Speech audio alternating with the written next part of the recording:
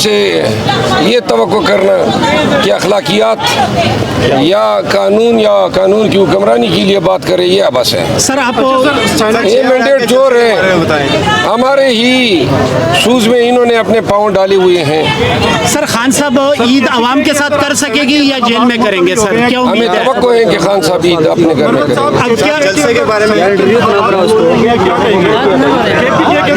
ये जो इंतखाबात, देखिए ये नहीं चाहते हैं कि चेयरमैन और डिप्टी चेयरमैन के इलेक्शन में हमारे ये 9 वोट काउंट होते हैं। इस वजह से हमें कंपटीशन से आउट करने के लिए इन्होंने ये हर आजमाया है। सर लॉन्ग मार्च की तैयारी है खान साहब की आज़ादी के लिए, जो पार्टी वर्कर्स भी कह रहे हैं, जो इमरान खान साहब से बहुत ज़्यादा प्यार करते हैं। पाकिस्तान तहरीक इंसाफ से वाबस्ता तमाम लोग ये सुन लें, जी आजकल खान को पीटीआई को जरूरत है एहतजाज की और मुज़ाहमत की। जो एहतजाज की बात करता है वो पार्टी का लीडर है और पार्टी उसके साथ है। जो पार्टी को डिवाइड करता है, दूसरे रुख पे ले जाता है, वो हम में से नहीं है। हम ईद के बाद एहतजाज करेंगे। आप लोग नजरें रखें कि क़यादत में कौन कौन हमारे साथ एहतजाज में शामिल होता सर है। मैं खैबर पख्तूनख्वा से हूँ, मैं इसको खुद हलफ देता हूँ कि खैबर पख्तूनख्वा के अवाम को उठाने वाले आप हैं, लेकिन आज जो आपके पाँव खींचने वाले हैं उनके बारे में क्या कहते हैं? उनको मैं यही कह रहा हूँ तमाम को जी कि खान को और पीटीआई को एहतजाज की जरूरत है। ये पाँव खींचने के बजाय आए, नून का मुकाबला करें, फिसैयत का मुकाबला करें, रोडों पे निकले।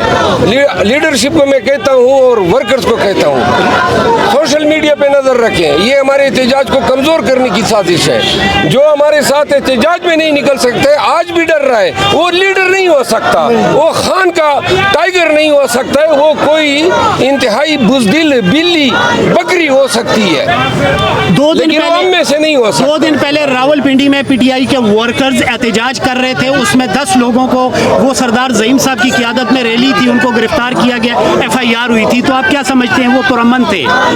ये पंजाब में जी मोहतरमा बेटी इसलिए है जी जी और वो तो आप चैलेंज भी कर रहे हैं कि ये एहतजाज करें, हम देखते हैं, हमें एहतजाज करें, आप हमें देखें। हर 6 अप्रैल का जलसा हो रहा है। जी ये आज बेशगौर साहब खान साहब से आएंगे, वो बताएंगे। सर अभी अच्छा, सर, आपके बूट में कोई और पाँव डाल के बैठा है नून लीग। सर वो बूट आप ही गए किसी और के? हमारे पास तो चप्पल भी नहीं छोड़े इन्होंने, और ये लोग जो हैं हाथों में भी बूट पकड़े हुए हैं और पाँव में तो है ही बूट। अच्छा, मरियम नवाज साहिबा की असिस्टेंट कह रही थी कि अली अमीन गंडापुर वहाँ पे आटा बांटने की वो स्कीम नहीं है और मरियम नवाज साहिबा घरों घरों में राशन बांट रही है। बहुत बड़ा कारनामा है वो, इसको क्या समझते हैं सर आप?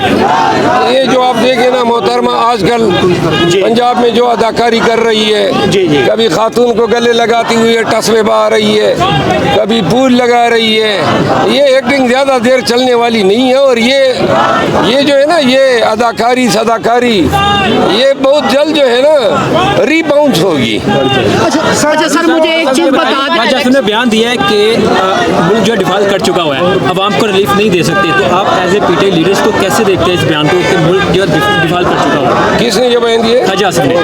वज़ीर दफ़ा ने बोला था सर। ख्वाजा आसिफ अगर खुद ही अपने मुल्क को दिवालिया करार दे रहा है, ये दिमागी तौर पे दिवालिया हुआ होगा।